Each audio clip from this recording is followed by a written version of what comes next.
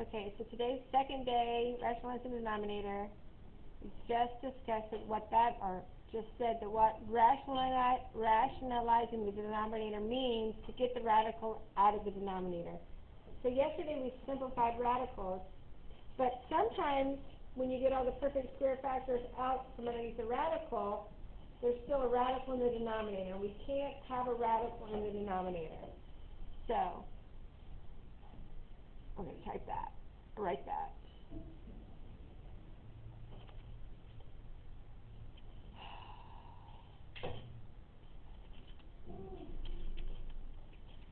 The radicals cannot be in the denominator of a simplified radical. And what we're talking about, the radical we're talking about are square roots, so that's what I'm going to type here. But it wouldn't matter what kind of radical it was, but for our purposes, that's what we're talking about.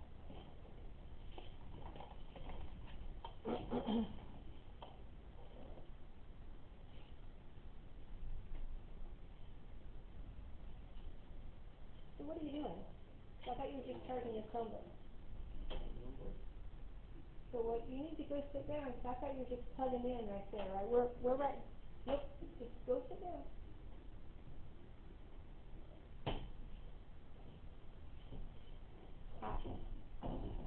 Okay, so let's look at an example. So let's call this example 1. So 2 divided by the square root of 5. So that's a fraction. It looks like it's a simplified fraction. If we look at the square root in the denominator, the only factors of 5 are 1 and 5, right?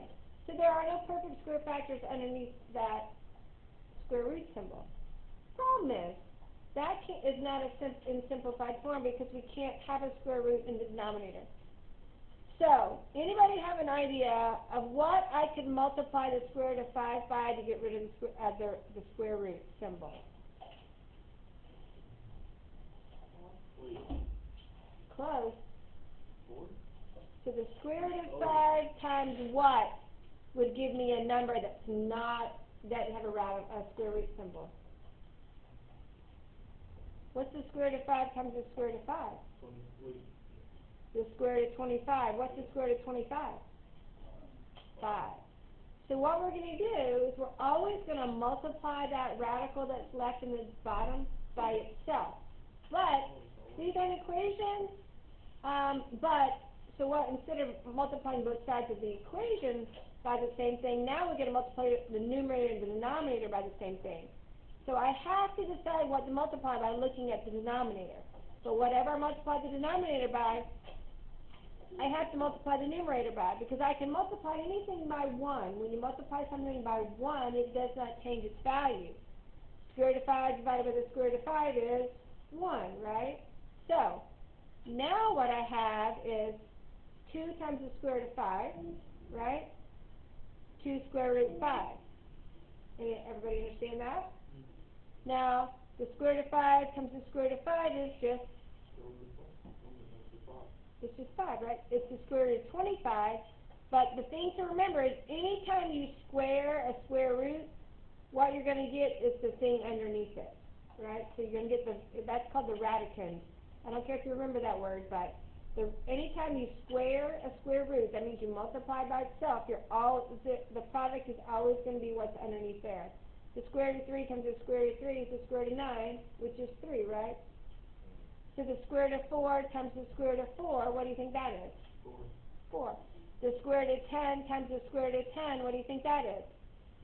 10, right? When you multiply a square root by itself, what you have is what's under the square root symbol. All right? So this is your final answer. Okay? Let's look at another one. So, actually, let's do one maybe from this worksheet that I put on here.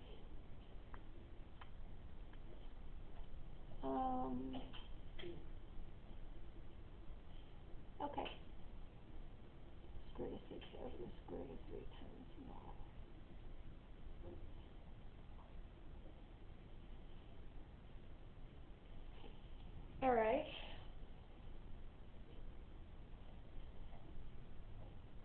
So our second example, we're going to simplify.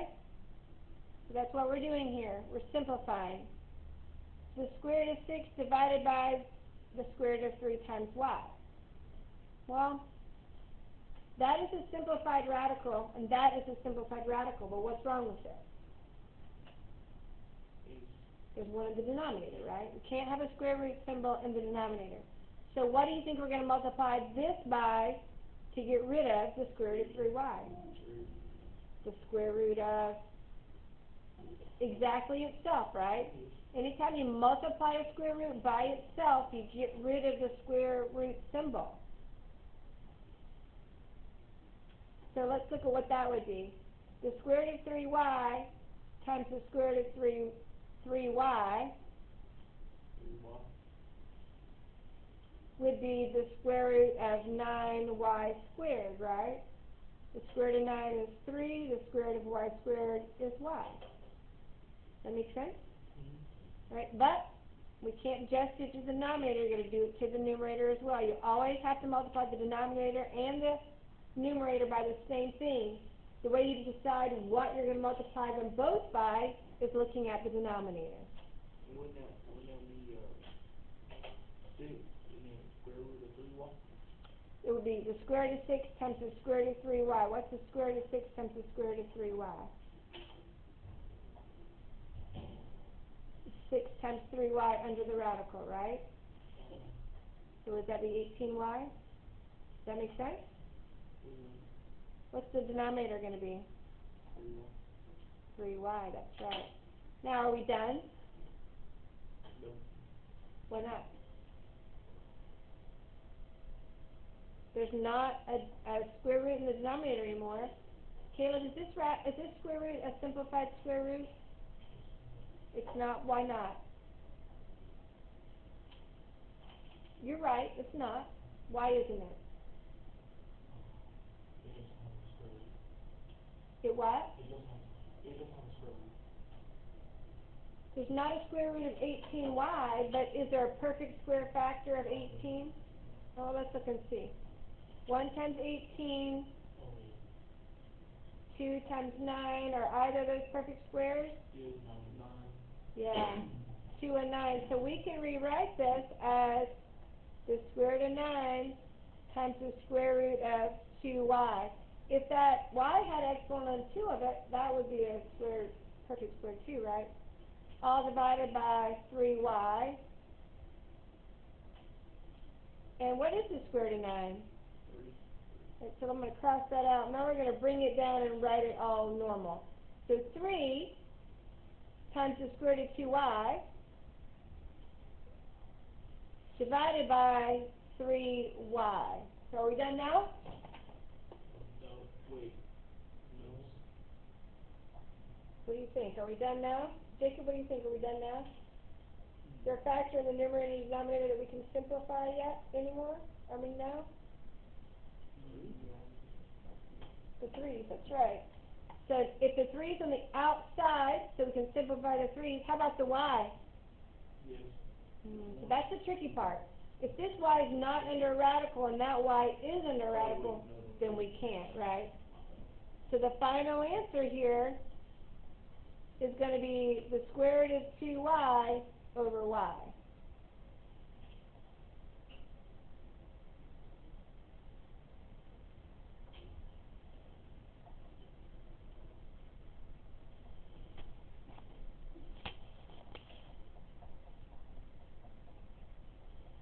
Any questions? All right, let's look at another example. Y'all caught up with me? Anybody need me to leave it here longer?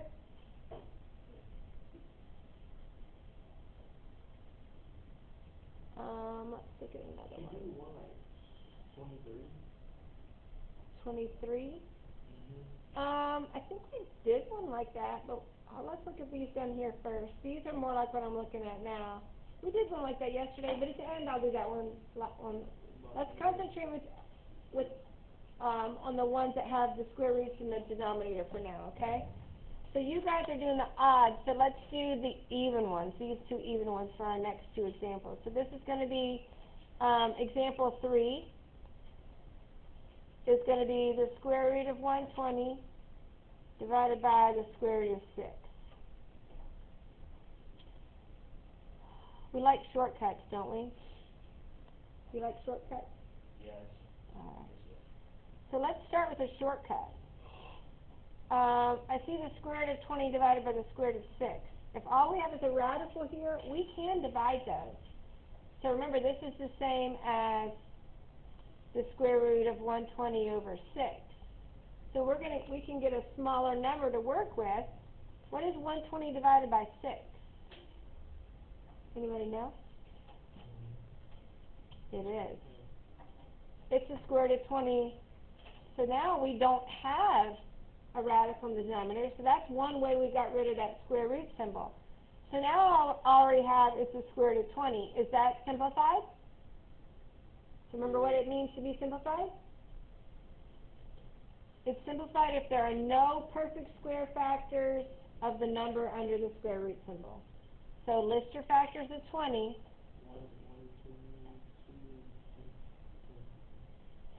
Have we gotten to any perfect square factors yet? Yes. What's the perfect square factor, Caleb? 4. 4. So we're going to write this now as the square root of 4 times the square root of 5, right? And so that's going to simplify to 2 times the square root of 5, or 2 square root 5. Some people read it that way. But remember what that means, it's 2 times.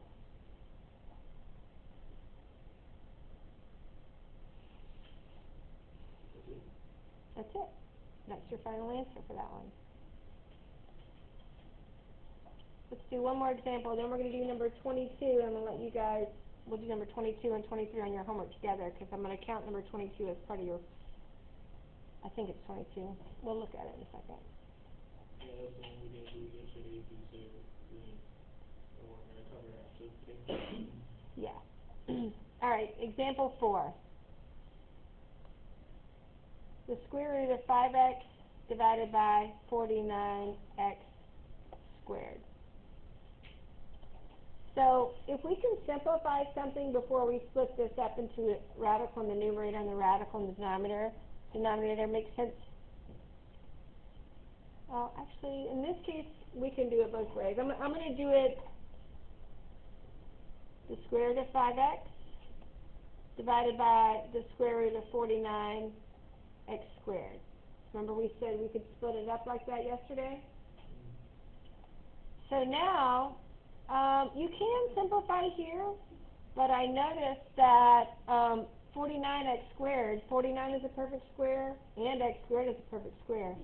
So that's going to simplify to a rational number. We're not going to have a square root symbol in our problem anymore. My handwriting is so bad. I feel like even worse than normal today. That's saying a lot. All right. So this is the square root of, is there something we can simplify this to? 5x? Square root of 5x? Nope, you're right. So it's going to stay the square root of 5x. And what is the square root of 49x squared?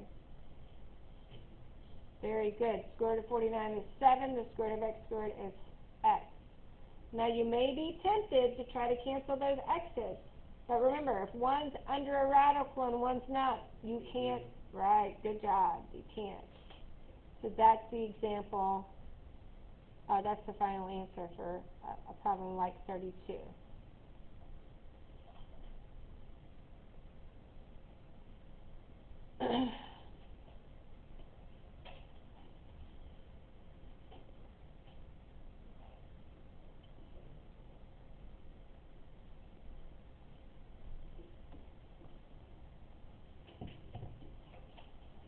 All right, caught up with me? All right, so let's go. We're going to do 20, not 22. Oh, that's not what I was thinking. Oops. Oh, that's because this is not your homework. All right, let's import your homework. I want to do 22 and 23 that are actually on your homework sheet together. So that's what we're going to do right now.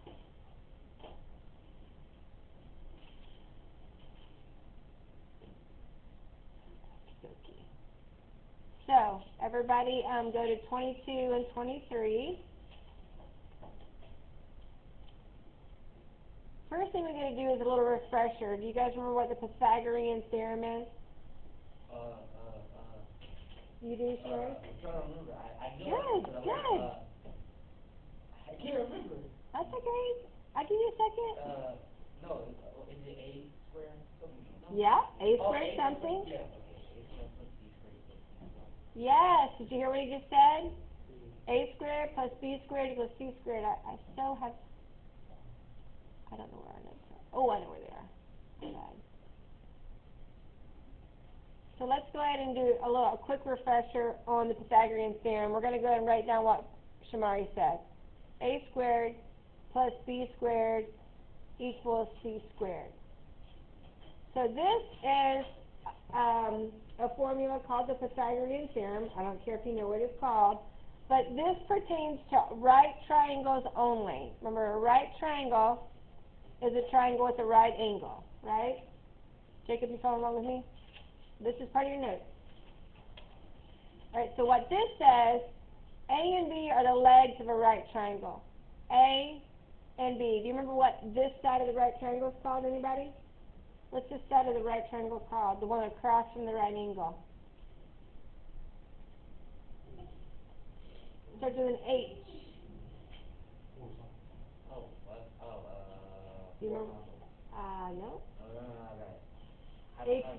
Hypotenuse. Close. HYP is are the first three letters. It's a funny word.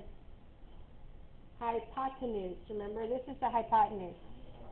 Once again, it would be good if you knew that this is the hypotenuse. They might use that vocabulary in a problem when you're EOC, but that means that if you square the length of this leg, you add it to the square of length of this leg, it's always going to equal the square of the hypotenuse, which is that longest side, and it's always across from the right angle. So if you make it an arrow, that's always pointing to the hypotenuse.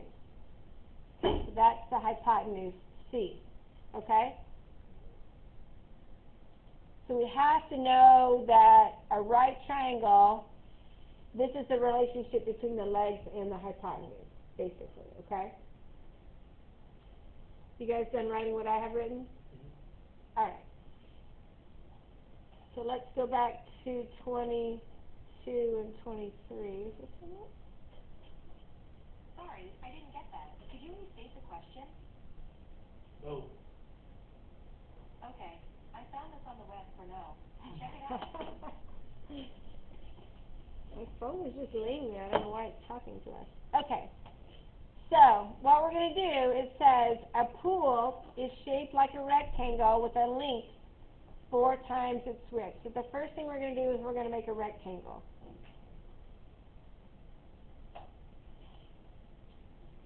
It says the rectangle with the length 4 times its width. So this looks like the width to me. I always think the width is the shorter, and the length is 4 times the width. We don't know what they are, but they tell us this is how they compare. Does that make sense? Yes? Okay. It says, what is an expression for the distance between the opposite corners of the pool? So, we're going to draw a line from one corner to the other corner. Do you guys remember what kind of angles are in all 4 corners of a rectangle? What kind of angles are those? They're always a right angle. They're always 90 degrees, right? So what happens is when you go from one corner to the opposite corner, that's called the diagonal, but it also splits that rectangle into 2 right triangles. So W and 4W now are the legs of that right triangle. Does that make sense? So what we're going to do, and now the hypotenuse is also the diagonal, so I'm going to call that the D, right? We're going to call this the D. So it says, write an expression, or what is an expression for the distance between the opposite corners of the pool? So we're going to use a squared plus b squared equals c squared, And then we're going to solve for C. That's going to involve our simplifying radical stuff. Sydney, you should be writing what I'm writing. So this, the width and the length are our legs. So we're going to say this length W squared plus this length, the distance from here to here, squared. So that's going to be 4W squared. And be careful, it's not just the 4 squared or just the W squared. You have to square them both. Equals this hypotenuse. D, we're going to square it. Just that's because of this Pythagorean theorem. So now we're going to simplify. That's going to be W squared. What is 4W squared? What is 4W squared? 4W squared is 4W times 4W, right?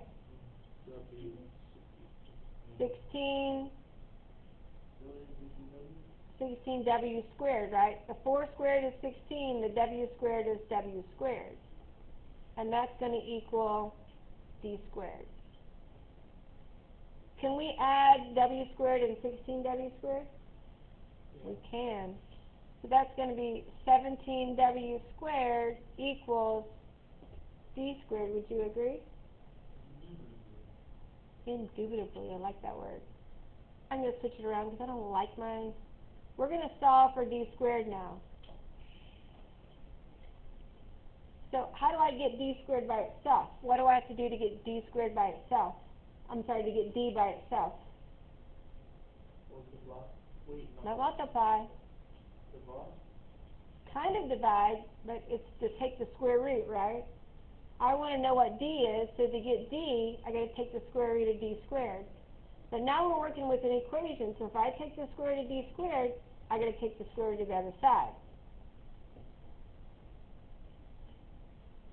So now I've got W squared. I can't read my handwriting again. Hold on. That was the square root of 17W squared. Well, W squared is a perfect square, right? So what is the square root of W squared? W, right? So the square root of W squared is W. But is 17, does it have any perfect square factors in it? So that's going to stay under the radical.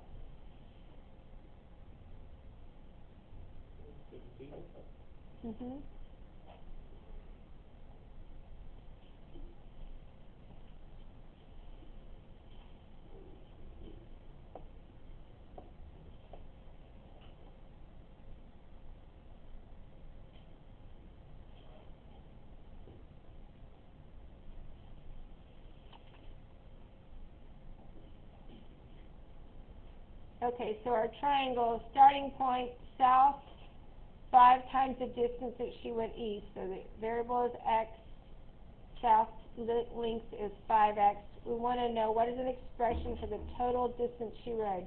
So this plus this plus this. I don't think I did this one. 5x squared plus x squared equals, we're going to call that c squared for lack of something better.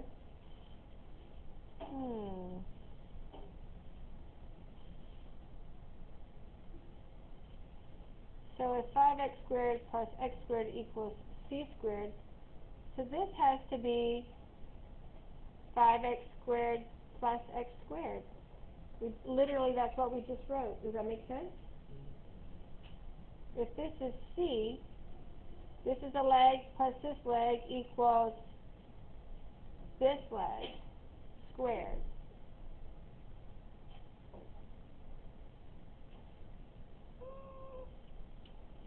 So 5x squared, oh, nope, I lied. So it's got to be squared, right? So these, okay, so does anybody see what I did wrong? Did I square the 5? Yeah, that's what it is. It's going to be 5x squared plus x squared equals c squared. Oh, you got to put it first.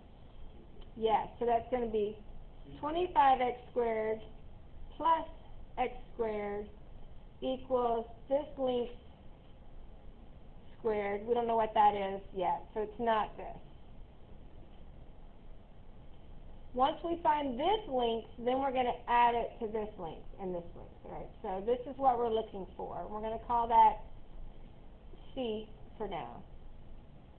That's what we don't know.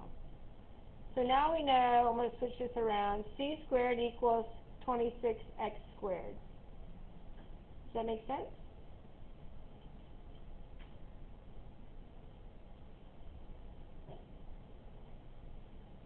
Jalen, does that make sense?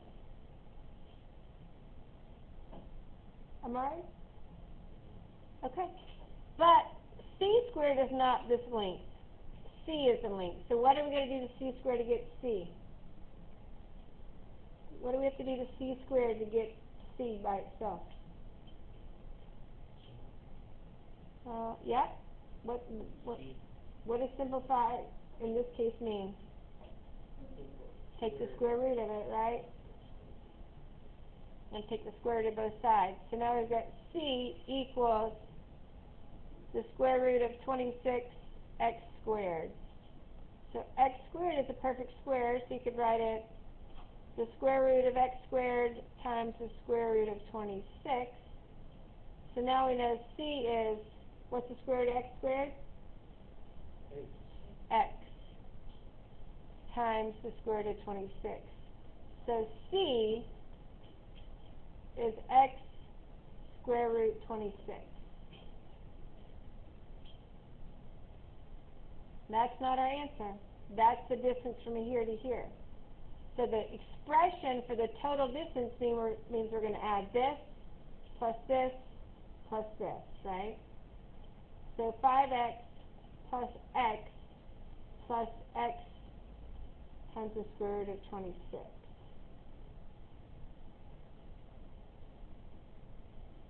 And that would be 6x plus x times the square root of 26. What is that number before the 26? X.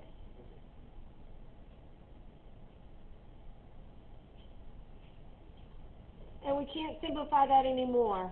Kind of like, that's not a like term. We can't add a value with no square root to a term with a square root. So that would be the expression for the distance they traveled. Starting there, all the way back up to there, right? All the way around. All right. So you have to do the odd problems that are left on that worksheet.